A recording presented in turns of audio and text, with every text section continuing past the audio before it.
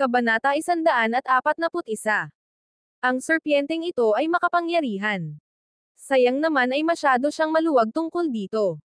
Wala na akong magagawa kapag nalasan na siya, sabi ni Bruno na napabuntong hininga, bagaman iba ang sinasabi ng tono nito. Sa hindi kalayuan sa kanila, isang binata ang nakahiga sa lupa, ang katawan ay naging itim dahil sa kamandag. Please don't blame yourself, Bruno. This wasn't your fault. Kung hindi dahil sa'yo, hindi na kami magkakaroon ng pagkakataon na patayin ang halimaw na ito. Sigaw nilang apat. Salamat sa kabutihan mo, kapag nakapasok na ako sa Boundless Academy, gagantihan kita. Hinding-hindi kita makakalimutan. Sabi ni Bruno sa apat. Salamat, Bruno. Magalang na sabi ng apat. Napailing si Zephyr sa loteng ito. Malinaw na ang loteng ito ay isang uri ng koalisyon. Ibinigay nila ang kanilang mga puntos kay Bruno kapalit ng proteksyon at mga benepisyo sa hinaharap. Ang kailangan lang nilang gawin ay pumatay ng mga halimaw para itaas ang kanilang mga pusta. Alam nilang hindi na sila papasok sa mga akademya, sila ay mga lakas lamang ng antas 8. Naisip nila na sa pagtulong kay Bruno, makakatanggap sila ng malaking biyaya mula sa kanya kapag nakapag-enroll na siya sa academy. Oh! Nagiba ang ekspresyon ng mukha ni Bruno mula sa tuwa habang inis kanya ang paligid, mabilis na nilock si Zephyr. Isa pa. Tahimik na sabi ni Bruno, ang kanyang mga mata ay kumislap ng kung anong tusong layunin. Bruno, please, hayaan mo akong hawakan ang brat na iyon. Sabi ng isa sa kanila, habang mabilis na lumingon kay Zephyr. Hindi. Kailangan natin ng mas maraming miyembro. Kung mas marami tayo, mas malaki ang tsansa nating makakuha ng mas maraming puntos. Sagot ni Bruno. Nanatili ang tingin niya kay Zephyr, saan ka galing, kaibigan? Tanong niya habang papalapit si Zephyr. Starlight City. Mahinahong sagot ni Zephyr nang mapagtanto niya ang pinagbabatayan ng pakana ni Bruno. Masasabi niyang masama si Bruno, maya-maya ay iiwan niya ang kanyang mga kasama. Starlight. Hindi ba maliit na nayon lang yan? I take it you'd have some trouble getting points. How about this? Follow me, help me, and once I enter the academy, I'll make sure you get your fair share of desserts. Dahan-daang sabi ni Bruno. Anong dessert? Nakapikit na tanong ni Zephyr. Ang swerte mo at naimbitahan ka pa sa team ni Bruno. Ano ba ang pinagdadaanan mo? Sinaway ng isa sa kanila si Zephyr na gumanti. Calm down now, it's alright. Baka kailangan lang niya ng mas malinaw na ideya. Nakangiting sabi ni Bruno, nagkukunwaring hospitality, kahit na nararamdaman ni Zephyr ang bugzo ng paghamak. May alam akong lugar kung saan makakahanap tayo ng masasarap, malasa, fire fruits. 8 sila sa tingin ko, pero delikado. Kung tutulungan mo ako, malugod kong bibigyan ka. Sabi ni Bruno. Mga prutas sa apoy. Napaisip si Zephyr, nagulat. Ang mga prutas ng apoy ay isang bihirang kalakal, kapag natupok ay maaari itong magbigay ng malaking tulong sa enerhiya ng isang tao. Gayunpaman, ang halaga nito ay nagmumula sa kakayahang mabilis na pagalingin ang sinumang manlalaban. Ano? Aabutan mo na lang siya. Halika na Bruno, tama na tayong 5. Bakit mo pinagkakaabalahan ang brat na ito? Nag-aatubili na tanong ng isa sa kanila. Hindi sasaktan ang isa pang tao. Kung tutuusin, ano ang kulang sa isang prutas? Sabi ni Bruno habang nakasimangot. Sige, may deal ka. Sabi ni Zephyr habang wala siyang nakitang dahilan para itanggi ang isang bunga ng apoy. Ang galing. Tama ang pinili mo. Tumango si Bruno, bagamat may bahid ng panlilinlang ang kanyang ngiti. Maya-maya ay umalis na ang grupo. Mabisa ang sword skill ni Bruno dahil madali niyang pinutol ang bawat klase ng halimaw na nakasalubong nila sa daan. Matapos ang halos 3 oras na paglalakad, dumating ang grupo sa isang bangin. Ito ay isang mapanganib na lokasyon, na natatakpan ng madulash na mga bato kasama ng isang nakakapanghinang buto ng hangin. Diyan lang. Sabi ni Bruno habang itinutok ang kanyang espada patungo sa isang kuweba sa gilid ng bangin. Noong nakatakas ako sa Golden Devil, dinala ako dito. Doon ko nakita ang mga bunga ng apoy, ani Bruno. Tumingin siya sa mga taong nakapaligid sa kanya at nagpatuloy sa pagsasalita. Nakakalungkot, may nakalatag na malaking halimaw. Maa-atras lang ako roon, ngunit sa palagay ko sa tulong mo, hindi magiging ganoon kalayo ang mga bunga ng apoy. Kabanata 142. Lalong lumalakas ang bango ng prutas. Halos hinog na. Excited na sabi ng isang binata. Mag-ingat ka, sabay tayong bababa. Kung dito makikita ang prutas na apoy, I'm willing to bet there are other strange herbs near to, sabi ng isa. Talagang posibilidad na iyon. Kung marami pang halamang gamot na tumutubo sa malapit, tiyak na yayaman tayo. Bulalas ng isa pang binata. Pumasok muna kayo, magbabantay ako. Kung mahahanap ko ang lugar na ito, walang dod ang mahahanap din ito ng iba. Ako na ang magbabantay. Matigas na sabi ni Bruno. Magandang pag-iisip, Bruno. Talaga, hindi man lang namin naisip yon. Ang iba ay sumigaw. Now, enough of that. Magtulungan tayo. Sabi ni Bruno, hindi pinapansin ang tahasan nilang pagsuso, na natiling tuwid ang mukha. Kahit na, ang kanyang tunay na intensyon ay matagal nang nakita ni Zephyr. Alam niyang hindi lang niya ginawa ang mga kilos ni Bruno. Tahimik na nagtaas ng bantay si Zephyr, hindi siya gagayin sa pagkaalipin tulad ng ibang mga hanggal. Alam niyang may dahilan si Bruno para manatili sa labas. Tara na.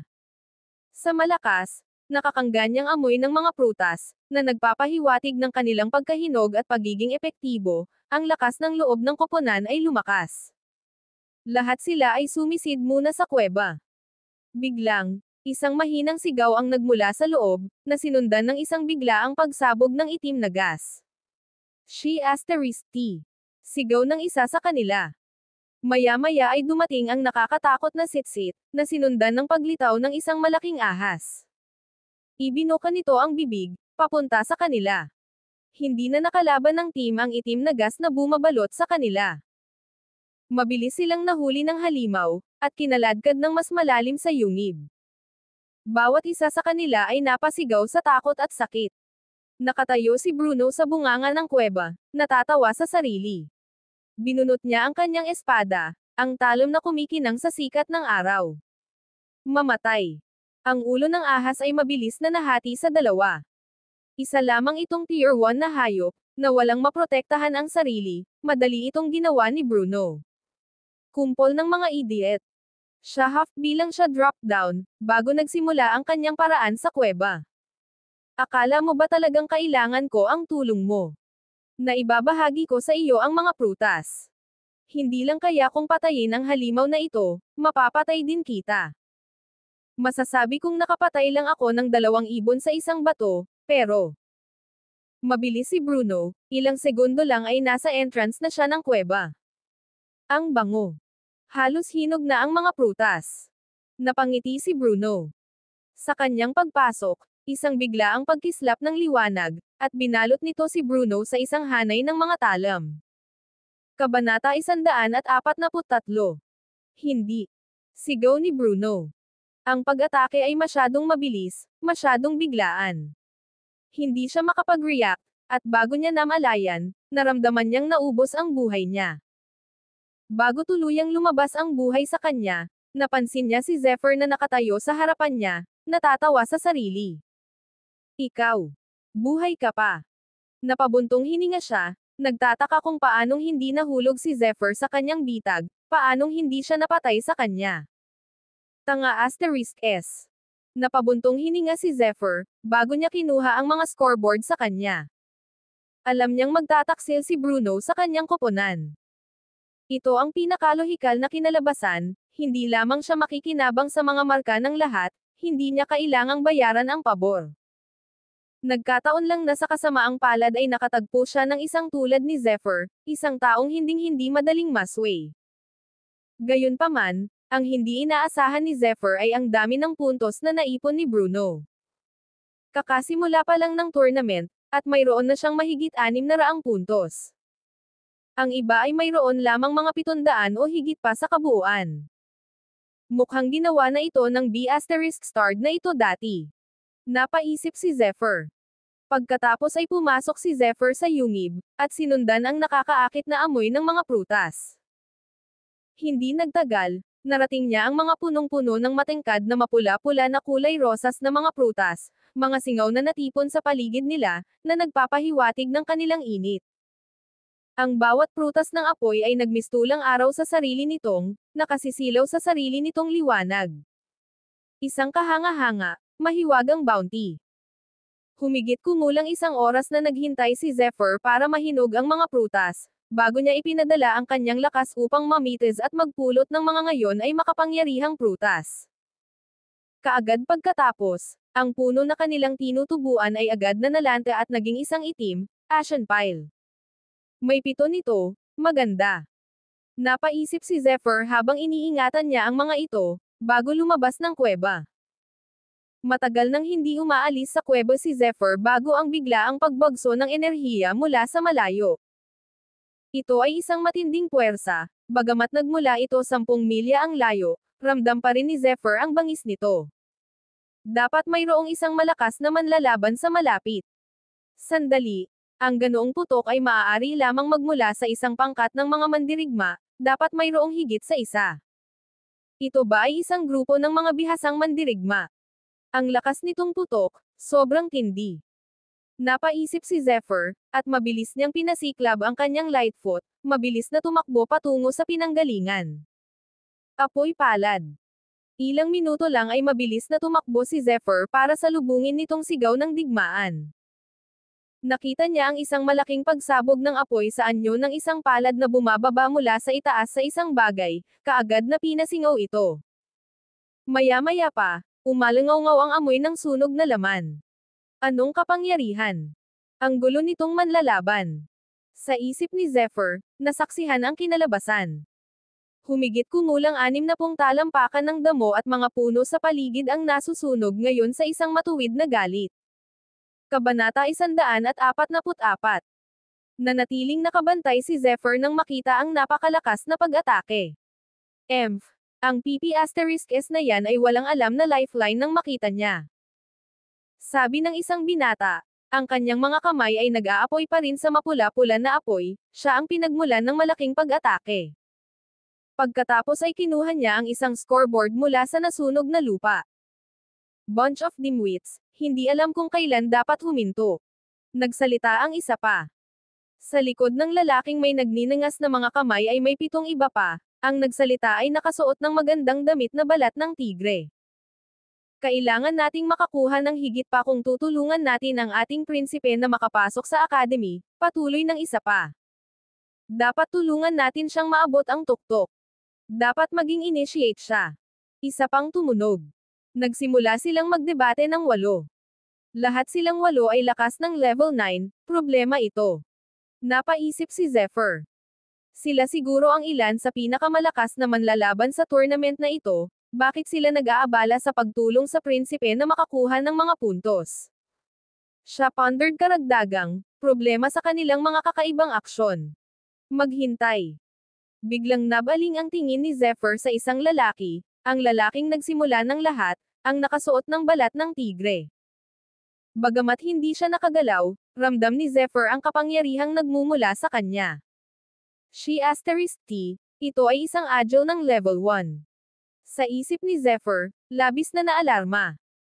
Itinatago ng lalaki ang kanyang tunay na kapangyarihan, kung hindi dahil sa kapangyarihan ni Zephyr, walang ibang makakahuhula sa kanyang tunay na kapangyarihan. Pinatay na namin ang lahat ng pumatay dito. Halika, ating tugisin ang 3 antas na hayop, ang Garuda. Maliban na lang kung mahanap natin ang pugad nito, wala tayong magagawa. Kapag napatay natin ang Garuda, siguradong tataas ang ating mga puntos. Hindi mahalaga kung ano ang kalagayan ng prinsipe noon, basta't makuha natin ang mga puntos, tiyak na tama ang pakikitungo niya sa atin. Sabi ng lalaking nakadamit tigre. Talagang, kapag nakapasok na ang prinsipe sa academy, tiyak na makakatanggap ang ating mga angkan ng malaking biyaya. Ituturing tayo ng dinastiyang Ohi na parang mga hari. Huwag kalimutan, Bukod sa amin, mayroon pa ring 8 iba pang mga royal team, bawat isa ay may isang Agile sa kanila. Naririnig ko na ang prinsipe mismo ay kasama ng isa sa mga koponan. Sa napakaraming tulong ng mga kamay, walang paraan na ang prinsipe ay hindi magiging isang initiate. 9 Royal Squads. Naisip ni Zephyr, naalala niya kung paano napangiwi si Bruce sa mga balitang alam niyang kasali na ngayon ang Royals, isa sa mga prinsipe ng dinastiyang Ahi ay nandito rin. Bagamat iba ang mga panuntunan ng tournament kaysa dati, na binibigyang diin ang pagganap ng isang tao sa kanilang background sa pamamagitan ng scorekeeping, nakahanap ang Royals ng lusot upang iwasan ito. Walang alinlangan na naghanda na sila noon pa man. Pagkatapos ng lahat, hanggat ang isa ay may pinakamaraming puntos, ang isa ay ipapatalo anuman ang nakuha ng isa sa kanila. Akin na yang Garuda na yan. Tahimik na napabuntong hininga si Zephyr, bago siya tahimik at maingat na sumunod sa likod ng grupong ito ng mga tao. Kabanata 145. Nandito na tayo. Mabilis na dumating ang 8 sa kanila, ang tagal ng biyahe nila ay halos 20 minuto lang. Nakarating sila sa isang malaki, matangkad, bundok. Walang tigil ang huni ng mga ibon sa paligid. Mula sa itaas, dumating ang isang malaking bug zone ng malakas na enerhiya, na nagpapahiwatig ng isang mahusay na halimaw na nakatago sa itaas. Ang isang Tier 3 beast ay magiging kapantay ng isang Agile ng Level 3, sa katunayan, maaaring mas malakas pa sila. Ang kanilang paglipad ay may kapangyarihang tanggeyan ang iba. Kahit na ang isang pakpak ng mga pakpak nito ay sapat na upang bigyan ang isang Agile ng antas 3 ng kaunting problema. Nagdududa ako na kahit ang isang antas ng 4 na Agile ay maaaring tumagal ng isa nang hindi nahihirapan. Tumayo kayo, mga lalaki. Utos ng lalaking nakadamit tigre. Understood. Lahat ng tao sa paligid ay pinatay na natin. Hindi dapat tayo nahihirapan sa paggamit nito. Tumanggo naman ang may apoy na palad, pagkatapos, naglabas siya ng isang pinkish na hiyas. Isang hiyas sa pagtulog. Tanong ng lalaking nakadamit tigre, na nauunawaan ang kasaysayan ng bagay na ito. Maging ang ekspresyon ni Zephyr ay nagbago sa paningin nito. Ang mga sleeper gem ay isang bihirang kalakal, kadalasang nangangailangan ng halaga ng isang buong lungsod upang bilhin ito. Kapag na-activate na, maglalabas ito ng mystical aura, na magpapatulog sa mga apektado. Ang mga target ay matutulog ng hindi hihigit sa 10 minuto, ngunit sa loob ng panahong ito, anumang bagay ay maaaring mangyari. Gayunpaman, ang hiyas ay maaari lamang gamitin ng isang beses, pagkatapos nito, ito ay masisira. Marami ang hindi kailanman mag-aaksaya ng gayong mahalagang pag-aari. Yep. It's a sleeper gem, okay. So what? Para maging initiate ang prinsipe, sulit ang paggamit sa bagay na ito ngayon. Excited na sabi ng lalaki. Talaga, ano ang Measly Stone kumpara sa pabor ng prinsipe? Sigurado akong hindi niya makakalimutan ang iyong sakripisyo. Magsimula na tayo. Utos ng lalaking nakadamit tigre, na itinuloy ang kanyang enerhiya sa hiyas. Nang dumaan ang kanyang enerhiya sa hiyas, nagkaroon ito ng kulay rosas na kulay. Biglang, isang maliit na putok ng kulay rosas na enerhiya ang nakapalibot sa kanila. Sa sandaling ito, isang malakas na ko ang narinig, ito ay nakakatang at naguutos. Isang malaking anino ang lumipad sa itaas ng mga taong ito, at tinakpan nito ang araw. Agad na nagkaroon ng epekto ang sleeper gem, lumulutang pataas patungo sa dakilang ibon, at mabilis na pumasok sa katawan nito. Iyan ang Garuda. Napabuntong hininga si Zephyr, nang makita niya ang malaking halimaw. Bawat balahibo nito ay parang maliit na kutsilyo, kumikinang sa sikat ng araw. Ang Garuda mismo ay may kamalayan sa mga epekto ng hiyas, mabilis na ikinumpas ang malalaking pakpak nito upang ikalat ang mga kulay rosas na enerhiya, naghahanda na lumipad palayo. Hindi ito lumipad ng malayo, dahil ang katawan nito ay nagyelo sa kalagitnaan ng hangin, na bumagsak sa lupa sa ibaba. Ito ay pababa, ito ay pababa. Sunog palad. Ngayon, nang makita ang dakilang Garuda na bumagsak sa lupa, lahat ay mabilis na kumilos. Crush ng tigre. Sigaw ng lalaking nakadamit tigre, biglang ipinakita ng kanyang mga kamao ang lakas at dagandong ng tigre na sumugod para patayin ang halimaw. Frozen Hurricane. Makapangyarihang martilyo. Ang koponan ay nagsimulang kumilos, bawat isa sa kanila ay nagpadala ng kanilang mga pag-atake upang patayin ang hayop. Dahil mahimbing na natutulog ang halimaw, hindi nito kailanman may pagtanggol ang sarili laban sa napakalakas na pagsalakay. Ang katawan ng Garuda ay nagbuga ng napakalaking dami ng dugo sa ilalim ng gayong pagsalakay. Gayunpaman, ang halimaw ay isang Tier 3 na halimaw kung tutuusin, hindi ito mapupunta ng ganoon kabilis. Inilipat ng Garuda ang malalaking pakpak nito, ipinalabas ang kutsilyo tulad ng mga balahibo, at naghanda upang ipagtanggol ang sarili. Isang Tier 3 beast. Napabuntong hininga si Zephyr. Alam niyang hindi niya kakayanin ang isang bagay na tulad ng Garuda. Kung gagamitin man niya ang lahat, ang pinakamaraming makukuha niya ay isang pagkakataong makatakas. Isang sigaw ang nagmula sa isa sa kanila habang siya ay naputol sa dalawa ng matalas na pakpak ng Garuda, na tumalsik ang kanyang dugo sa paligid. Manahimik ka. Maya-maya, siguradong magiging atin na ang ibong ito. Sigaw ng lalaking nakadamit tigre. Nang marinig ito, mabilis na pinatawag ni Zephyr ang kanyang enerhiya. Pababa na. Ngayon na. Sigaw ng lalaking nakadamit tigre, habang pinagmamasdan ang Garuda na humihina at humihina. Ngayon na. Biglang, isang malaking kidlat ang dumaan sa kanilang lahat na parang kidlat, at tinalo sila nito ng ilang hakbang. Isang flash ng espada lang ang nakita nila bago pinugutan ang ulo ng Garuda. Hindi. Sigaw ng lalaking nakadamit tigre. How dare you steal our kill? Para sa isa na gumawa ng isang bagay na iyon ay ang insulto sa kanila, ang kalabanan ang prinsipe. Sino ang gagawa ng ganoong bagay? Kabanata 146. How dare you? Akusado ang lalaking nakadamit tigre. Hindi siya tumigil sa pag-iisip ng kanyang enerhiya, na bumubuo ng mukha ng isang dakilang tigre, na handang sumunggab kay Zephyr. Hey, ang bagay na ito ay nagkakahalaga ng 10,000 puntos. Nag-isip si Zephyr habang kinokolekta niya ang kanyang pagpatay, mabilis na nag-apoy ng Lightfoot para makalayo. Matagumpay niyang naiwasan ang pag-atake ng lalaki, na lumilitaw mga 30 talampakan ang layo. UF***X King Brat, ibigay mo na sa amin ang scoreboard mo, at baka mabuhay ka. How dare you steal the princess points? Hindi ka ba natatakot para sa iyong angkan? Ang iyong bayan. Ang Ahi ay hindi masyadong mapagpatawad.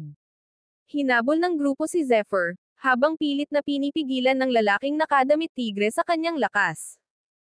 Ang mga taong ito ay mabuti, ngunit ang masamang balita ng tigre na iyon. Hindi ko maaaring hayaan ang aking sarili na mahuli. Naisip ni Zephyr, ang bilis ng paggalaw ng kanyang mga paa sa kanyang utak ay tinawag niya ang lakas ng kanyang kaliskis, na inihatid ang might, at naghanda na lumabas ng buong buo. Banal na F***6. Ang F***6. Walang nag-asam na isang lakas lang ng level 8 ang makakatakas ng ganoon. Inis na inis yung may apoy na kamay. Hindi lamang napatay ang isang kapareha, nasayang din niya ang kanyang mahalagang hiyas sa pagtulog, paanong hindi niya masusuklam ang magnanakaw. Patay na ang B***starred na yon. Napakagaling niya, dapat kanina pa niya tayo sinundan, paano pa kaya siya nagkaroon ng ganitong pagkakataon para agawin ang patayan natin? Sigaw ng lalaking nakadamit tigre. Pagkatapos niya, iyan ay 10,000 F***X King points. Go! Go! Go! Galit na patuloy ng lalaki. Mukhang makikipag-away ako sa ika-9 na prinsipe. Alam ng grupong iyon kung ano ang hitsura ko. Hulaan ko, magkakaroon ako ng negosyo sa royal family pagkatapos ng lahat. Napaisip si Zephyr habang tumatakbo. Ang prinsipe ay may 9 na koponan, 9 na squad. Kung sila ay nagtutulungan, walang sino man sa tournament na ito ang magkakaroon ng pagkakataon. Sinabi niya ng malakas, biglang dumating ang isang malakas na boom, at ito ay dumating ng mabilis at malakas. Naramdaman niyang tumigas ang hangin sa paligid. hindi napigilan ni Zephyr na mapangiti sa biglaang pagdiin.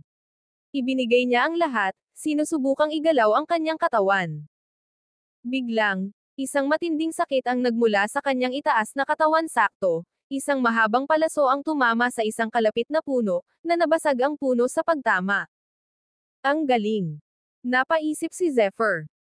Ang palaso ay tiyak na tumagos sa kanyang mga depensa, kung ito ay tumama sa kanya, walang alinlangan na siya ay masugatan ng kamatayan. Nag-alala si Zephyr dahil alam niyang kailangan niyang harapin ang gayong mamamana. Kabanata 147. Ayan. Ginalaw ni Zephyr ang kanyang lakas, nakaramdam ng paggalaw sa kung saan. Anong tinatago mo? Magpakita ka. Ginalaw ni Zephyr ang kanyang espada, pinatawag ang kanyang lakas. Ika-6 na slash.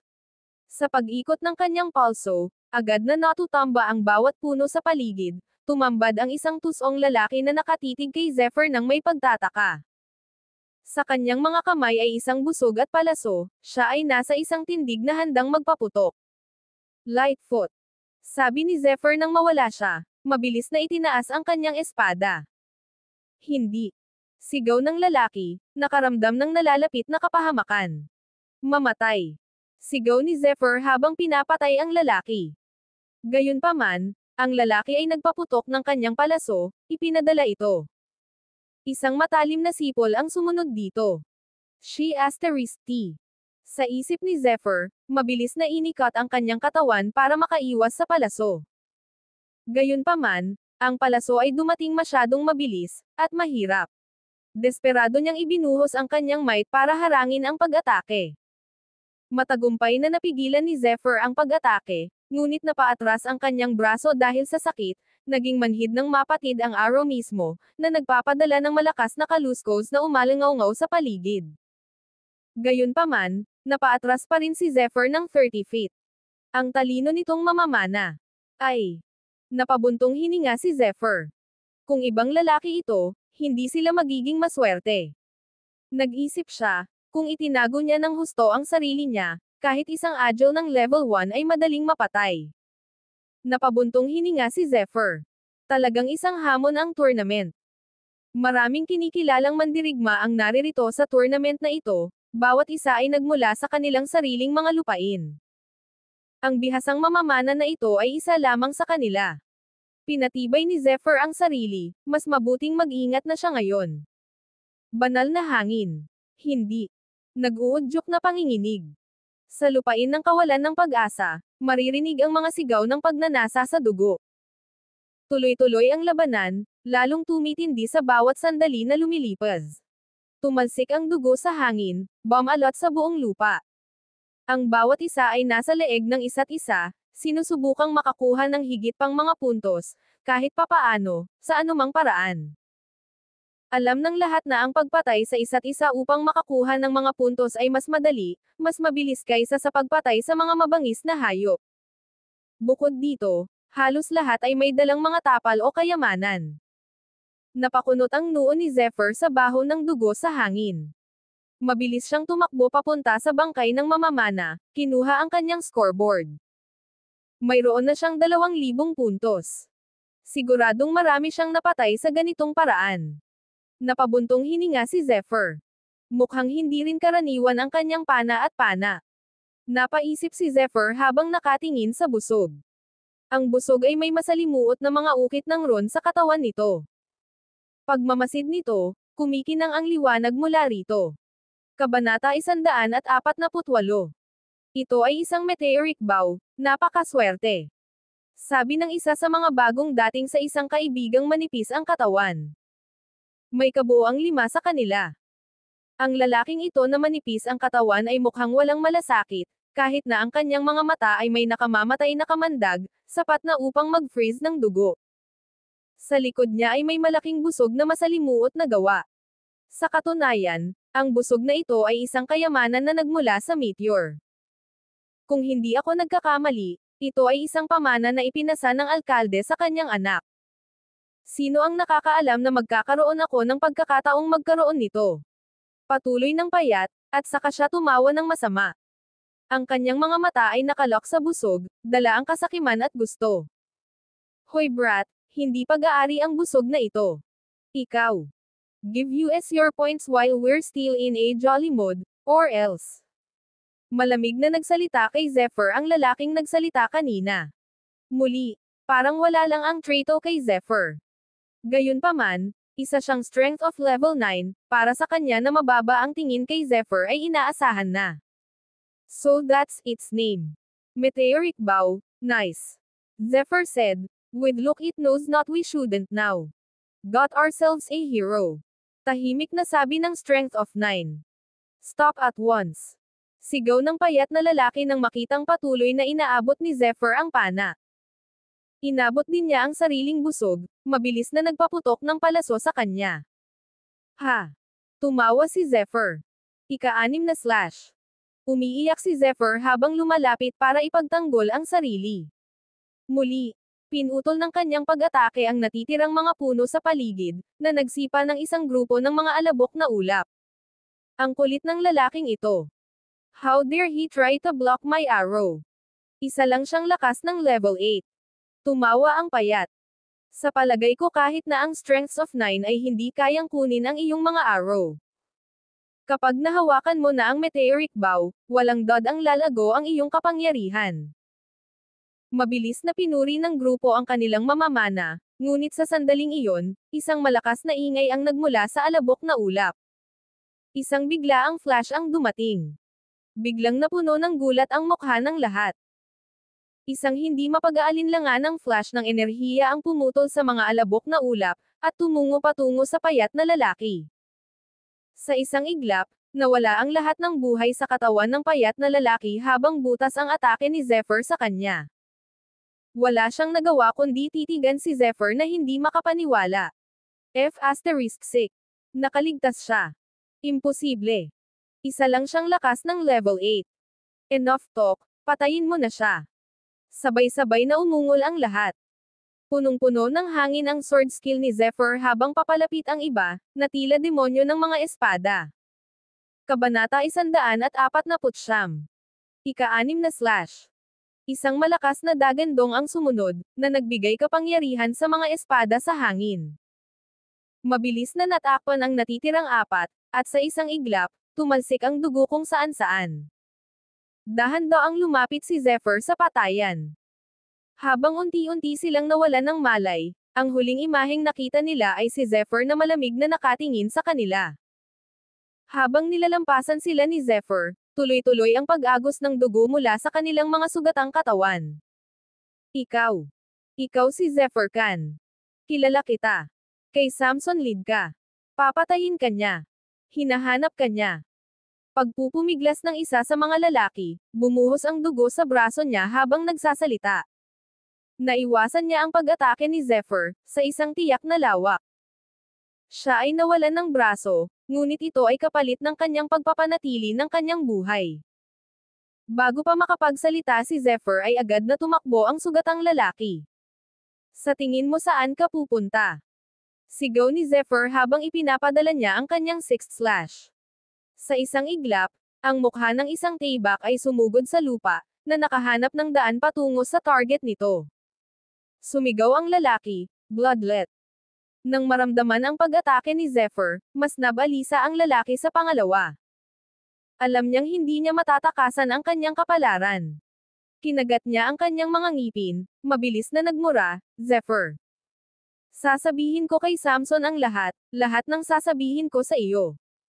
Papatayin ka niya. Papatayin ka niya ng mabuti. Habang siya ay nagmumura, ang kanyang katawan ay biglang sumabog sa isang pinong pulang ambon, na nakatikip sa lupa sa paligid.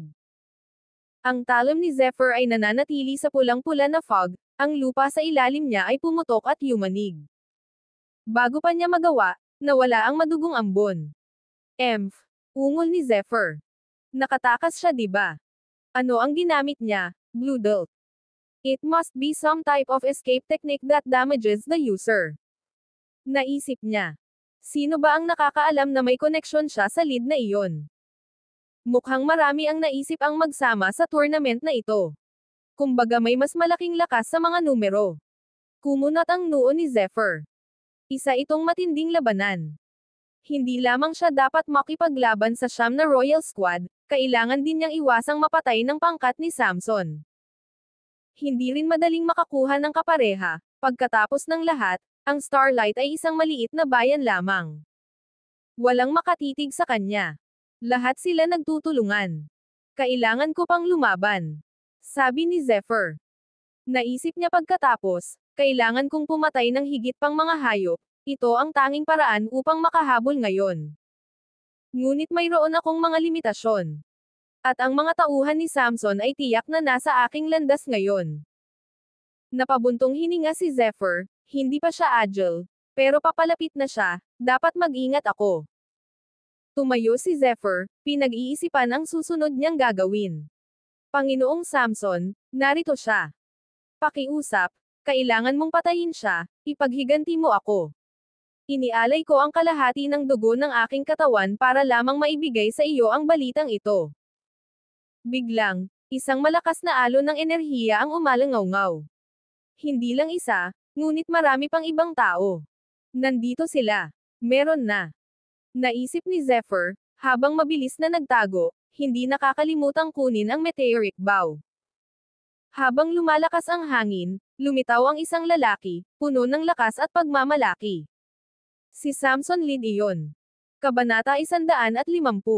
He's good, real good.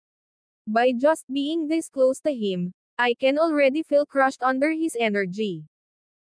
Kung hindi ako nagkakamali, siguradong may mga reserba siyang dapat itago sa ilalim lang ng ibabaw. Pagtatapos ni Zephyr habang sinusuri si Samson. Umalis na ang B*****. Sabi ni Samson, habang iniskan niya ang lugar. Napabuntong hininga siya nang mapagtantong walang iniwang bakas si Zephyr na sundan niya bilang isang trail. Guro, hahabulin ba natin ang lalaking ito? Tahimik na tanong ng isang nakababatang miyembro. Ang enerhiya ay umagos sa paligid niya, na nagpapahiwatig ng kanyang katayuan bilang isang agile ng level 1. Bumilis ang tibok ng puso ni Zephyr. Isang maliksi ang pagiging magalang kay Samson, ibig sabihin, sapat na ang kapangyarihan ni Samson para sugpuin ang agile na ito. Pinag-aralan niya ang iba, at itinuring ang mga ito bilang mga lakas ng siyam at higit pa. No, we'll get him sooner or later. May mas importante tayong dapat asikasuhin. Sabi ni Samson. Natuklasan na ng iba ang kinaroroonan ng chronograss. Kailangan na nating magmadali. Kapag nakuha na natin ito, tiyak na mag-improve ang ating katawan. Ang pambihira nito ay once in 1,000 years. Hindi natin hahayaan na makuha ni Zephyr ang kanyang mga kamay. Patuloy niya. Tama ka, sir. Papatayin natin si Zephyr sooner or later. Hindi natin dapat palampasin ang pagkakataong ito. Once you get your hands on it, there's no one in this tournament that could be your match. Sabi ng agile habang tumatango siya bilang pagsang-ayon. You don't have to kiss my asterisk S. I'll give you your dues once I enrolled at the academy, don't worry. My prideful touch will help restore and heal the broken energies within you. Once I'm enrolled, I will definitely give you my touch. Mahinahong sabi ni Samson. Broken energies. Naisip ni Zephyr. Naisip niya na si Samson ay dapat magkaroon ng ilang makapangyarihang pamamaraan para ito ay matawag na prideful. Ang kapangyarihan nito ay dapat na hindi pangkaraniwang mabuti upang magkaroon ng ganoong pangalan. I guess they're not help him of his background alone. May gusto sila sa kanya. Tahimik na pagtatapos ni Zephyr. Tara na. Kailangan nating kunin ang damo. Sabi ni Samson habang winawagayway ang kanyang mga kamay. Chronograss, this'll be a great find. Tumango si Zephyr sa sarili habang pinapanood silang umalis. Bilang isang medicine man, medyo pamilyar si Zephyr sa chronograss. Ang chronograss ay isang bihirang at mahalagang damo. Bagamat mukhang pangkaraniwang halamang gamot ito, mas mataas ang presyo nito kaysa sa marami pang iba. Kapag nagamit na ng isang manlalaban ang damo, malaki ang posibilidad na mawala sila sa kanilang kasalukuyang estado.